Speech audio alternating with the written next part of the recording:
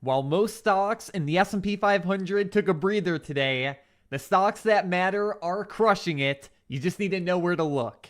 Nvidia CEO is working hard to dismiss concerns about an AI bubble. Microsoft just made a new deal with OpenAI, giving it a 27% ownership stake in the company. And Apple just crossed $4 trillion in market cap for the first time. Get ready for some big moves. Jensen spoke at the GTC conference today and gave his keynote speech, and people are describing it as an AI Super Bowl. Oh my gosh, Mike, this was actually pushing the market up into close today. We can see how well the SPY was ripping all day long, especially from the middle point of the day there. Going back to what NVIDIA is doing here, there was a multitude of agreements that they ended up announcing. They actually officially broke above $200 per share for the first time ever as this occurred. We can see how strong NVIDIA's price action was as they almost closed up 5% at 4.98% right there. Now, of course, they're 3% away from becoming the first ever company to hit a $5 trillion market cap. I remember, Mike, whenever people thought $1 trillion market caps were pretty insane. But getting back into the AI Super Bowl, they had multiple partnerships. One of the biggest one was with Palantir, but I think the one that really struck a lot of people today is the partnership with Nokia.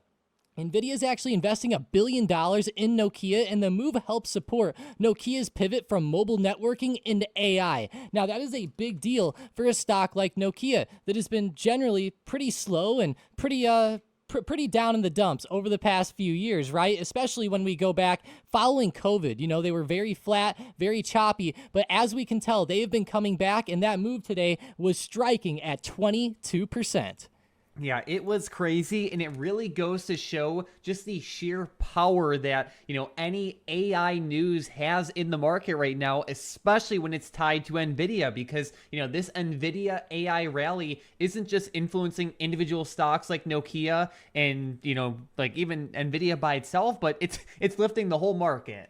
It really is. And, that was the main thing driving the market today. Going back to the heat map, like you said, you had to really know where to look today because there's a lot of red out there. Whether you look at healthcare, banks, go to the bottom, even oil stocks down in the red. But as we can see on the left in the tech sector where things really mattered, NVIDIA, Microsoft, AVGO, a lot of the chip stocks were having some amazing positive movement today. And that's really what drove the market higher. Now, Mike, like whenever I'm looking at NVIDIA in the short term, they are really running. They broke through $200 today. I was actually looking on Bookmap. There was like 1.6 million shares stacked up at that level before it ended up breaking. So I'm going to be watching that level very closely as support for the next few days. But as of now, NVIDIA is flying up into the heavens, and there isn't really any established resistance overhead.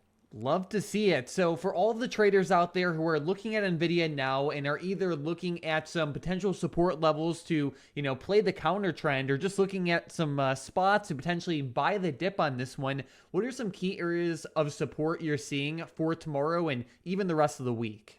Yeah, so whenever I zoom out on NVIDIA, there was a previous peak right around this 195.80 to 196 point. I would even call it a big range between 195 to 196. There was multiple bounces right around there. That is going to be the main support that I watch if we end up breaking back through 200. Of course, 200 is going to act now as a major support since we got through that psychological level, so definitely watch that as well. But I really like this 195 to 196 range. That will be first on the radar, and then just under there, I really like the 190 to 191 range. Again, it's a bit of a range, but this is a high price stock that has a lot of crazy movement. So just realize you have to give or take a little bit there. But those are the main areas of support that I am watching. And I will say, I think it would be pretty rare that we fall down to 190.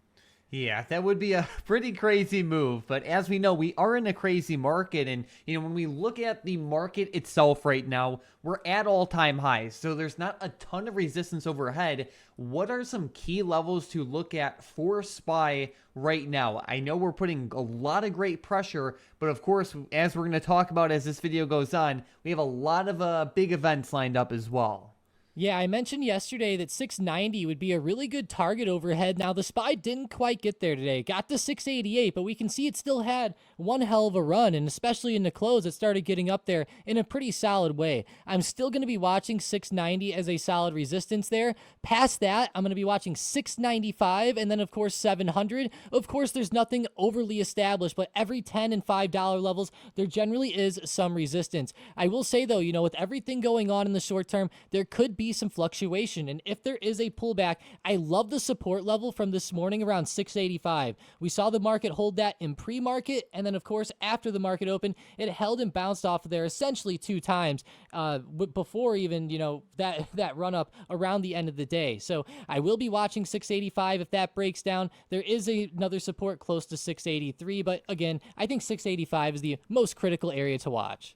Good to know. And another thing to keep in mind is that in a broader sense, we are in a very strong time of the year. The fourth quarter is actually the best quarter of the year for the stock market. We can see going all the way back to 1928. On average, the fourth quarter has returned returns of 2.89%, which is great to see. And then even more specifically, as we head into the end of October and the beginning of November, we do tend to see an even stronger time of the year, kick up right around this time. It's awesome to see that stocks generally bottom on October 27th. I know a lot of people attribute this to holiday spending, and of course that can help the market. Sometimes it can hurt it if spending is not good, but generally it looks like around this time of the year we do get quite a pop that comes in, and so far that's been happening right now. For tomorrow, though, there's going to be something going on that could shake things up a little bit. Now, there is an FOMC interest rate decision and FOMC press conference at 2 p.m. and 2:30 p.m. in the afternoon. Both of those are Eastern time. Now, as we know, there's been a high chance that there will be a 25 basis point cut. As of today, the market's now pricing in a 99.9% chance of that happening, only a 0.1% chance of a pause. Again, this meeting is going to be very influential. If we do get an interest rate cut, I think that would be exactly what the market wants. Things might just keep going as the status quo has been happening. Now, if we do see a difference and there's a pause, I think that's where we could see some pretty insane price action. And Mike, going back and looking at the last couple times that we had interest rate cuts, the market did pretty good on the last one, September 17th. The initial day was very shaky, but there was some bullishness that came in over the next few days. The reading before that, though, was pretty rough on that cut back in 2018. The market actually dropped quite a bit. So just be aware that there could be a possibility of a downside move. Yeah, I think realistically, the most important thing will be what the future trajectory looks like for rate cuts. Because, like you pointed out, there's a 99.9% chance we're going to see a rate cut tomorrow. So it's not really going to be much of a surprise in that sense. But we're also set to get another rate cut on December 10th. But then once we start to get into 2026 is where things become a lot more uncertain. I think investors are really going to be looking, for more clarity on how many rate cuts we're going to see in 2026, how soon we're going to see them, and what the Fed is looking at for these potential rate cuts. So I think that is certainly a big area to keep in mind for tomorrow's rate cut event. Either way, it should be exciting, and 2 p.m. and 2:30 p.m. are the times to focus up. So keep that in mind. But Tom, on top of that, we even have a lot of exciting earnings as well. So what's on the schedule? Definitely. And tomorrow's where we really start to kick off, I would say, the week on the fun earnings reports. Now, Meta, Microsoft, and Google all report in after hours tomorrow. Just those 3 alone are going to blow a lot of people's minds. But even in pre-market, Verizon, Boeing, CVS, Caterpillar, Chipotle even that night with Meta and Microsoft and Google. Of course, the next day, huge. Amazon, Apple, Coinbase reporting in after hours as well. I mean, that's like literally 5 of the whole entire Mag 7 reporting within 2 trading days. So be ready tomorrow. There could be a lot of shakiness, especially whenever you consider, number one, the rate cut. We have China coming up on Thursday, and my gosh, all of these earnings. It's a wild week. Big time. And one company that reports earnings tomorrow, Microsoft, had some especially interesting news today where they now hold a 27% stake in OpenAI. So what is going on there? Yeah, this is insane. So OpenAI is giving Microsoft a 27% stake, and they've actually been trying to do a shift to become a for-profit company. And of course, now with this shift, they're saying that this completes that for-profit shift. So that's interesting. It's a very I would say big deal, right? Whenever you think about this, everybody keeps making fun of how everybody's getting stakes in each other, lots of big investments.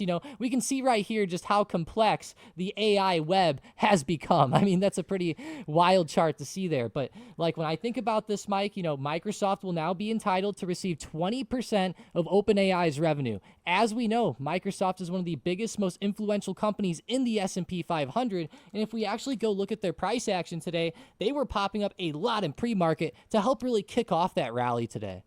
Yeah, and as we know, OpenAI is one of the hottest companies in the world right now. Of course, they're behind ChatGPT, and they're one of the leading AI companies. So I think a lot of people will, look at Microsoft not only in an immediate sense, but also in a, much broader sense going forward, where you have all of these people who want to invest in OpenAI, and I think a lot of those people will end up at least getting portions of Microsoft shares. Even though Microsoft only owns 27% of OpenAI, I think it does open up like a new route for investors to get some more specific AI exposure. We'll see what ends up happening though, but either way, it's a great start for Microsoft, seeing that they popped up by 2% today, and that was after the sell-off from Open. Yeah, exactly. I mean, they actually pulled back a lot more. Like if we actually go to yesterday's closing price or somewhere very close, that high in pre-market was almost pushing 5%. So definitely a good move for Microsoft, and good point that it will open up other avenues there for AI investment, especially into OpenAI, which has been very hot. Everybody's heard about ChatGPT. I even have like a lot of old people talking about using ChatGPT. It blows my mind. Yeah, so let's keep Microsoft close on the radar. Of course, when you have news like this, it not only moves the stock in like an immediate sense, but AI news is kind of sticky right now, where you could have a company report, important AI news, and you could have the stock run for multiple days, weeks, or even months at a time. So keep Microsoft close on the radar. And besides that, Tom, how about we jump right into some setups and predictions? And a stock that is definitely on my radar is JD, and it's to the upside. I know we mentioned this one yesterday, and it had a fine move today, so I'm definitely not complaining, but it's still on my bullish radar. There was a recent $1.5 million big money trade with this one, with the 36 strike calls for March of 2026. As we know, we are awaiting a potential deal between the US and China, which is very important, and it looks like we are seeing a lot of like bullish options activity come into Chinese stocks. It sounds like both sides want to make a deal. Hopefully that ends up happening, but I like the risk reward with JD right here, and I especially like to see big other traders opening up bullish positions, not only with JD but even other Chinese stocks like GDS, BABA, and more. Yeah, there's a lot of bullish flow coming into the China stocks lately, and as long as JD keeps holding that awesome range of support, I will keep watching it and keep it on the radar as well. But with my first stock, I'm actually looking at Cameco Corporation, ticker symbol CCJ. We can see CCJ was up 23% today. That was quite the jump. Now, they've been very hot lately. There's been a lot of talk about rare earths and different companies that deal with uranium, things of that nature. Cameco has been really flying up with this overall trend with metals and everything like that. Right now, they actually got some really good news where the U.S. government said they're going to build $80 billion worth of nuclear reactors, and they're actually choosing Westinghouse to do this. They're going to be using Westinghouse's AP1000 lines of nuclear reactors. Now, the caveat or the catch here is that Westinghouse has been owned by Brookfield Asset Management and Cameco Corporation since 2022. Both of those stocks were moving up pretty well today. Obviously, CCJ up 23%. BAM, which is Brookfield, ended up moving up 1.01%. Nonetheless, though, CCJ was the one that moved more, so I will be watching it tomorrow, and it's been a very hot stock lately. If it breaks that 110 high of day, watch it to the upside. Yeah, and I saw that there was a ton of selling pressure stacked up on Bookmap here as well. Yeah, definitely. If we actually go to the book map, we can see that in the middle of the day at that 110 peak, there was a massive sell wall. Now, Cameco's not as popular as something like Nvidia. There's not going to be a stack of a million shares probably, but either way, there was like 12,000 volume that hit right there, and you can see on the visualization here or the X-ray vision that 110 was a very big level. It rejected there. There's not a ton of sellers stacked up there as the end of the day, so if we end up pushing that, it might be able to break through a little bit easier. Sounds good. Well, we'll keep that close on watch. And another stock that is still on my radar is SNDK, and it's to the downside. I know I mentioned this one in yesterday's video, and it had a really nice move lower today, especially towards open. And then as the day went on, it ended up recovering back up a little bit, but still finished right on the day. In a broader sense, SNDK is pretty overextended. Basically, over the past few months, this stock has increased a very significant amount. It went from around like $50 a share up to around $190. And now we are finally starting to see some meaningful selling pressure kick in. So it is on my radar for a potential like short over these next couple of weeks. Of course, with a setup like this one, you always have to be adaptable and, keep your stops tight. But I think it offers a good risk reward where, let's say right now we're in the stock's at $177 per share. I could definitely see like a stop loss being set. You could say like $5 to the upside, maybe a little bit less if you want an even higher risk reward. And then in the event this thing pulls back, I wouldn't be surprised to see it get to like 147 or potentially even lower. Yeah, there's a lot of big levels coming up here on SNDK. I will be watching it back down as well, and who knows, as it rises, it might provide a good kind of buy the dip opportunity, except it would be a sell the rip opportunity in this case. But whenever I'm looking at these stocks, Mike, they are pretty wild in the short term, so I would not be surprised if they pulled back. With my next stock, I'm looking at Intel for a continuation to the upside once again. I called this one out yesterday, and it did very well today, climbing up over 5%. I love to see where it closed, and even in the middle of the day it was a lot higher than that. But if we end up seeing it continue to run to the upside, watch for $42.50. There was a pretty clear high of day right around that range today, so if it's able to break above that, keep watching it. I love that daily chart, how it just continues to climb after breaking that key resistance around that $39 to $40 range recently. There we go. Intel has really been crushing it over these past few months. But Tom, let's jump right into today's momentum plays. And with the first one, we have Micron, ticker symbol MU, to the upside. Yeah, if MU breaks through $223, watch for a continuation. It's hard to go wrong with the chip stocks right now. All right, another one, we have Lumen Technologies, ticker symbol LUMN, also to the upside. Look at how much Lumen is even ripping in after hours right now. This stock has a lot of momentum. If it breaks $10.50, watch it to the upside. And then with the last one, we have Critical Metals, ticker symbol CRML, but to the downside. Yeah, CRML pulled back 7.4% today. If they break under $11.80, just at that low of day and end of day, watch them down. All right, so we have these three stocks on the radar for potential continuations tomorrow, if and only if they break through the levels listed. These stocks are volatile, so make sure to protect yourself. Whether you trade one of these three stocks or anything else, focus on making smart, long-term oriented trading decisions. If you need help with that, check out the Key Lessons channel and the StockedUp Discord. It is completely free. And then besides that, let's jump right into today's $2.7 million big money trade. And we are looking at ticker symbol BABA, Alibaba, another Chinese stock. And today, the trader here bought the 180 strike call options that expire on June 17th of 2027. So this is a bullish trade where the trader here is positioning themselves on the stock increasing. They are risking $2.7 million to make $5.3 million. And this trade is pretty similar to the recent JD and GDS big money trades that are tied to the highly anticipated meeting between Trump and Xi on October 30th. Either way, looking at this specific trade with Alibaba, for my advanced traders out there, this is technically a call debit spread where they also shorted the 220 strike call options. These options are, pretty close to the money for a call debit spread. They have a lot of time to them.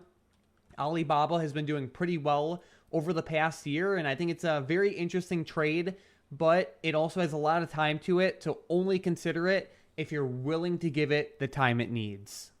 Yeah, and I like the range here being 180 to 220 as well. Pretty close to the money, at least on the 180 strike part here. And, if BABA does start flying up, as we can tell, if we zoom out, over the past few years, BABA has hit highs. Now, this was just following COVID, but BABA did run up to that $300 plus range. I'm not saying that that's where it's going to get to this time, but then again, it is a stock that can run for multiple weeks and months at a time. And we can even just see over the past year to year and a half how well BABA's ran. I mean, there's been a lot of good periods of uptrend. Of course, it does like to pull back from time to time, but as we go forward, it's generally been trending up lately. So I'll be watching for that recent high to break around like that 192 point for BABA to eventually probably push $200 if we get some true bullishness starting to happen. Either way, it will be very interesting, especially with the China situation coming up this week. As we know, Trump is meeting with Xi on Thursday, October 30th. No doubt. And if you guys are new to the channel, definitely consider obliterating that subscribe button, because every single day it takes us a long time to make these videos to cover everything you need to know about the stock market, whether it be this upcoming meeting between Trump and Xi, important earnings to look out for, the day's news, big money plays, SPY levels and analysis, hot stocks to keep close on watch, or so much other stuff. We cover it all every single day, and when you subscribe, you'll get our videos recommended to you more often. But Tom, let's also give a giant shout out to today's member of the day, Avi, in the StockedUp Discord, who had some beautiful, beautiful profits today with CoreWeave. So huge shout out to you. Keep up the great work going forward, and it is really awesome to see posts like this one. We are set for a crazy and exciting day, not only in the market tomorrow and not even just throughout the rest of this week with everything going on, but yeah, it's setting up to be a very exciting end to the year. The market's rallying as we only have around 2 more months left of trading. We're heading into the, historically speaking, strongest time of the year as well, so it should be exciting. Thank you all so much for watching, and let's crush it in the market tomorrow.